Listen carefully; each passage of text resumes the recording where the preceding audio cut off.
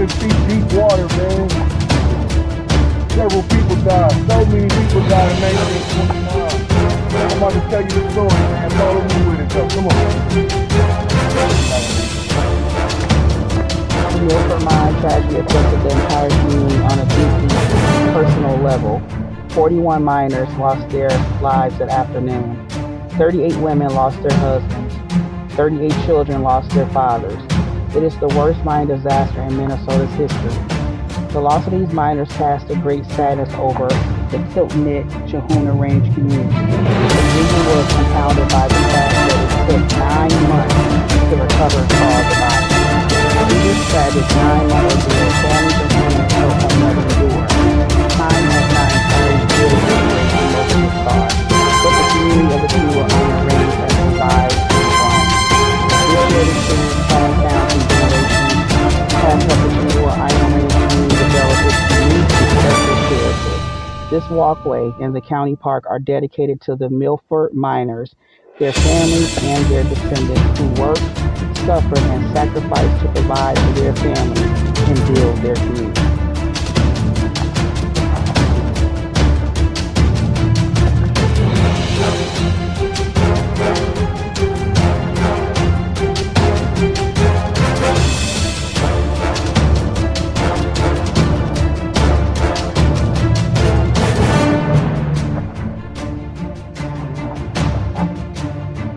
In memory of the 41 miners who lost their lives in the tragic flooding of the Milford Mine on February 5th, 2024. A moment of silence, please.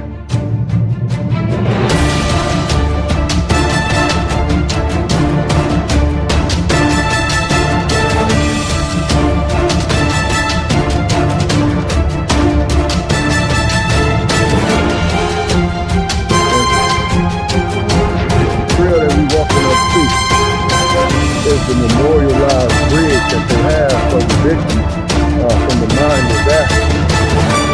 And they got their names. I just had noticed that it's in alphabetical order.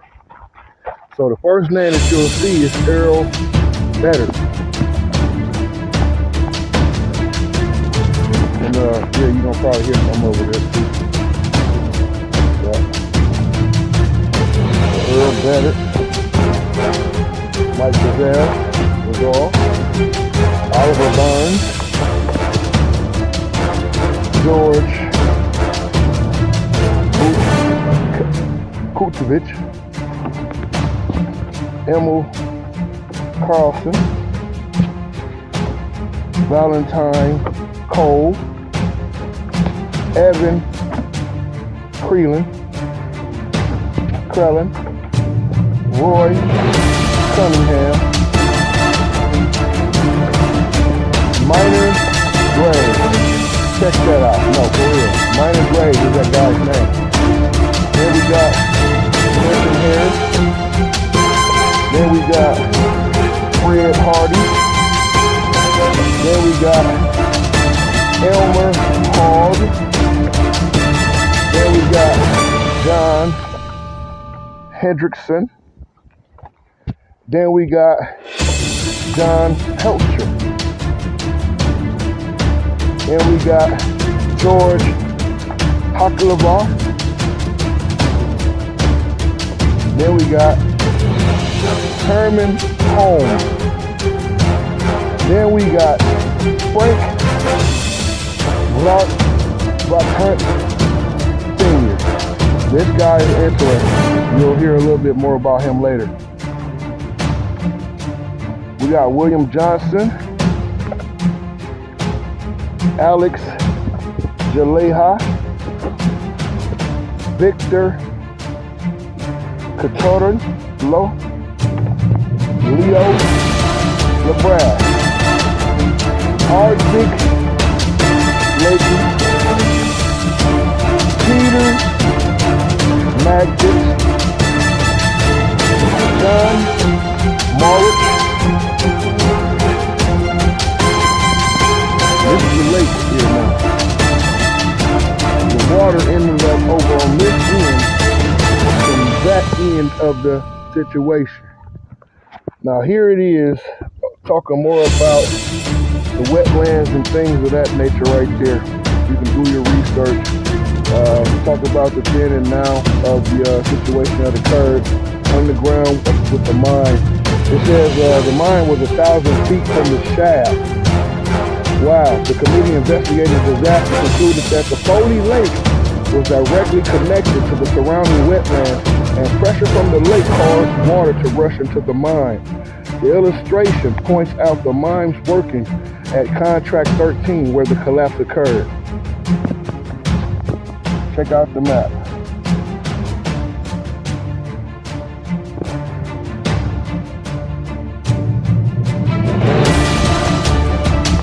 Then we got Ronald McDonald, not the one from the house. Got John Meinerich, Arthur Myers, Simon Polo Mouth, Nick Radich, Clyde Reward, Jasper Reward. Brothers working together, man. Niels Darty, Jerome Ryan, Tony Black, Joseph Snyder, Marco Kojan, Mike Tomac, Martin Valencia, Arthur Wilford, John Redlick, Frank Devin. These are the survivors. Paul Frail, Harry Horser, Frank Harvington Jr. The dad died. Remember I told you he was a very important person. Emil Kanu, Matt Candice, Jacob Rednovich. This is Frank's brother. Frank Jr.'s uncle. Mike Zakovic. So man, listen. These were the wetlands right here that they was talking about that started this little whole thing. The wetlands that created that right there. Wow. They were man, listen, you heard what I said. They was 1,000 feet below surface. Okay, remember Matt Candice? So, I was working not near anybody. Then the wind hit me. I fell down and my lamp went out. I lit it. It went out again. It was dark and cold. The wind hit me again. I knew what it is. I knew what it was. I was in the time like that once before in Michigan. I knew if we lost a minute, it was too late. I yelled. I ran like hell. That's Matt. He's one of the survivors that came out of that thing. Remember we said this right here is underground now. 200 feet. We're going to show you the top of it in a minute. Okay. A childhood friend of Fred Hardy said Fred was a very open and honest person. He loved children. He was an underground miner. When he came home from work, he would shout for me and often throw me up in the air and hug me. They had no children. But then, on January 31st, 1924, they had a little boy, Fred Hardy Jr. I don't suppose I knew what death was, but I do know I was standing on a high chair in the dining room crying because they said I would never see Fred again. I remember going to see Emily, which was Fred's wife. She was crying on the bed with a new baby in her arms, and she was crying. Emily was a loving woman with beautiful, snapping black eyes. But this day, they were so sad. And this was the day, actually, in 1924, Friday, February the 5th. Not Friday, but it was February the 5th, 1924. Okay. Remember I was telling you about Frank Harberton Jr.? So him and Harry Hasford, they were shoveling ore to be loaded onto the skip so it can be taken into the surface. Frank was only 14 years old working, but he was tall and strong, so no one questioned his age. His father, Frank Sr., was a black, which happened to be working deeper in the mine at the time. All of a sudden, quote, a terrific wind with a loud noise engulfed the area where we were. My car-tide light was flickering from the air that was being pushed out of the wall on the water. On the 200-foot level, I saw water and I yelled at the top of my voice, "Let's get out of here! God's sake, run faster!" The whole lake had come in. Frank and Harry made their way to the ladder, where they were joined in the upward climb by pumpman Emil Kinu and track repairman Matt Kangas. Remember? He was telling everybody to run like hell too. Mike, Zach, Koenig, and Jake Dabney and Carl Friends were ahead of them on the ladder. Emil started up. Matt Kangas was just ahead of Harberton Jr., and Harry Hoffman was right behind him. Just before he grabbed the ladder, Frank noticed two timber trimmers, Valentine Cole and Minor Graves. They were in sight, but didn't make it to the ladder. Matt Kangas remembered being all in by the time he got to the ladder. He slowed his climb and didn't think he'd make it. When young Harberton placed him on his shoulders and boosted him the rest of the way, in an interview in 1974, Frank recalls feeling as though he had superhuman strength, as they climbed the ladder. Not only did he boost Kangas, he also helped pull Horsford up to the 175-foot ladder to the surface. Quote, he was only 14 years old. Quote, I took my partner out the mud. He was in the mud up to his hips. That's how fast the water was coming in and the mud. But we made it. When we got to the top, we laid down on the surface. Everybody came running to see what the hell was the matter. Well, that took about 15 minutes, and the whole thing was over. I knew then I would never see my dad no more. They were all dead. Mark Twain. I'm standing on top of it. This is the metal pieces we see that you can see over here. Top of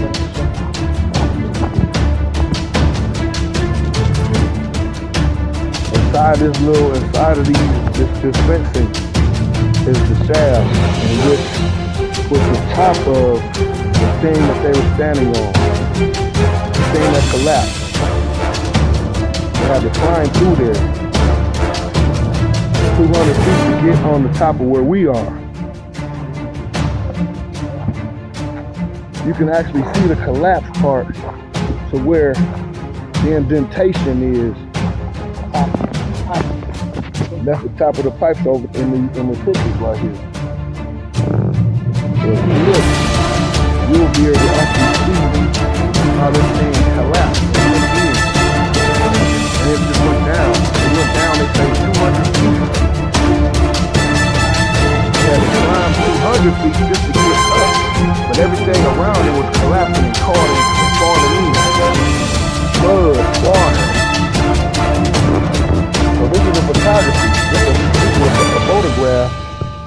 of the entrance. And the cave following the disaster. So this is like an elevator from back in the day, but it go down in the ground. Man, my God.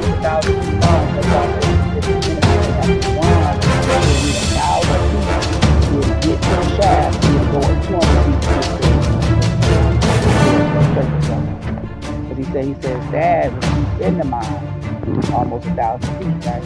Yep. Wow. That's the 1,000 feet walk we about to from where we started all the way here. That's about that the wow. Feet, so they ran from all the way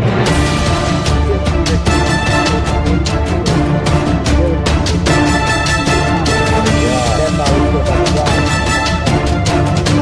wow. Wow, man. Wow. History, man. It is the rest in peace and power. Cause man, listen, the sacrifice that they made, they still talking about it to this day. And it's the year it is. I promise you. Man. Wow, man. This stuff happened in 1924. And this is the result of it. It's just really starting to feel back in, but I mean, come on, man. The earth is filling itself back in. Wow.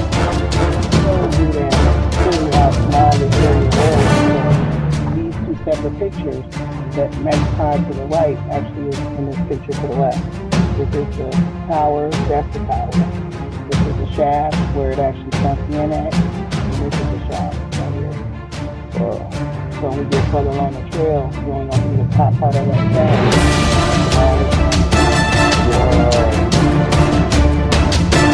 This is the repair shop area in which they was coming over from the shaft to help fix stuff that would break while they were digging underground. This is where the iron strips and all those guys were working in the welders, things like that. Man. So it says the concrete foundation is what remains of the building that likely housed the machine shop and the blacksmith shop. A 1925 map of Milford Mines does not show the structure here. The map shows the building northwest of here near the present shoreline labeled shop. The building that was located here can be seen on the 1929 map labeled repair shop. The structure that was located here probably replaced the earlier building sometime between 1925 and 1929 to remain. This is the foundation of that building from 1929. Quit playing with me, man. This is an exploratory drill hole. The actual one, number 551. So exploratory drilling was the first step in identifying the extent of the ore deposit in the Kuyana iron range. So this is the first step in finding out, man, do they got anything down there? This is one of the holes, 551. Crazy, right? Woo! Machines be going up, too much pressure in the heat of the drilling, it's going against that rock and everything. Yeah. And sometimes how funny, if they had a smaller can that was the years ago, a lot of can is still soft, so it's really just great friction, digging, just to get that gold. Wow. That gold rush. Wow. New Zealand and stuff, people, they be dying, generations dying to get some diamonds. Because they know if they get like an 041 for diamond.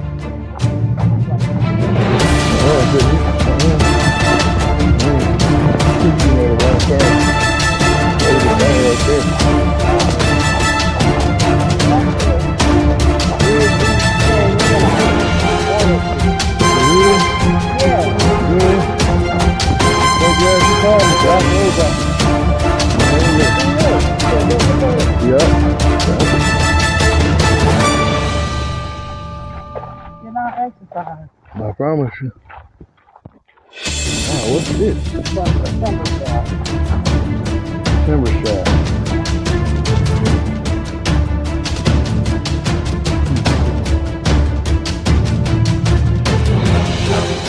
This timber shaft is the planning stages. And that one with the back.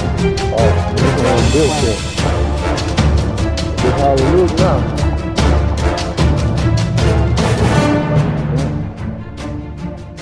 Man. Boy, man, look how close they is to the water.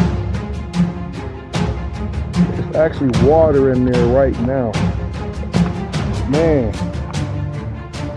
Coming out these pipes that's coming out the earth. Come on, man. Wow.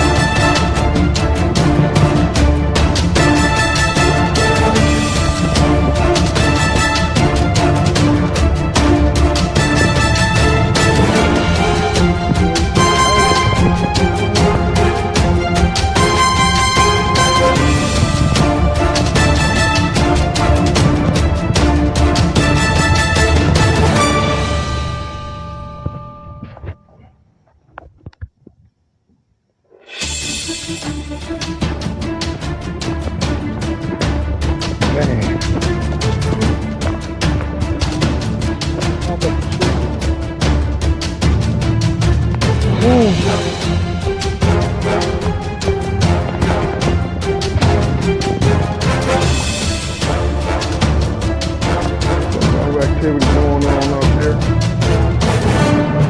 I still hear him.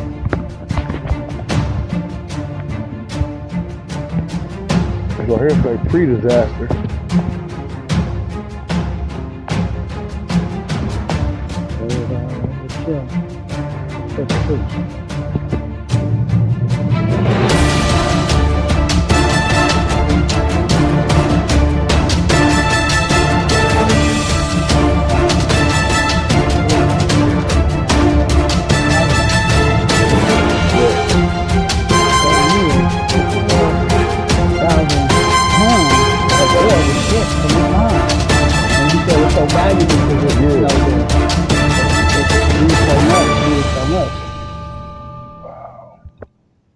And for the mine to be followed by 200 tons 1919, we want to do more. 120 tons per day, continue to stockpile 1 year during the winter. We're taking that money. In the first full year, the mine in 1923 yielded 76,301 tons of ore. Boy, quit playing with me. Man, listen. They say this right here is 200 feet deep. This lake.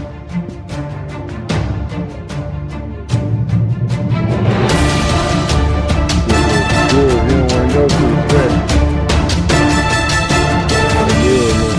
You can tell we making waves in the water to look. Oh, it's so deep you can't even see, B. And I got on young sunglasses. Wow. You can actually see the sky from the water. 9 months, B, to get the remaining victims out of the water. 9 months, B. Wow.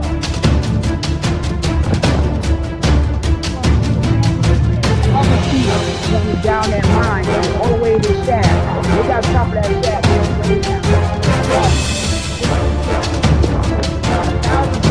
200 feet up. You know what I mean? You imagine if you know talking to anybody, they could do nothing but lay down. And then you lay down, people running to you like, what happened? What happened? Because then after 15 minutes, the earth is shaking. Water coming up everywhere. People moving around, running. Wow. What's going on? They get here. That's the ore from the 35W bridge in Minnesota. The stuff that built that bridge which came from over here, that fell back in 2000, it fell. The whole bridge just collapsed. 2010.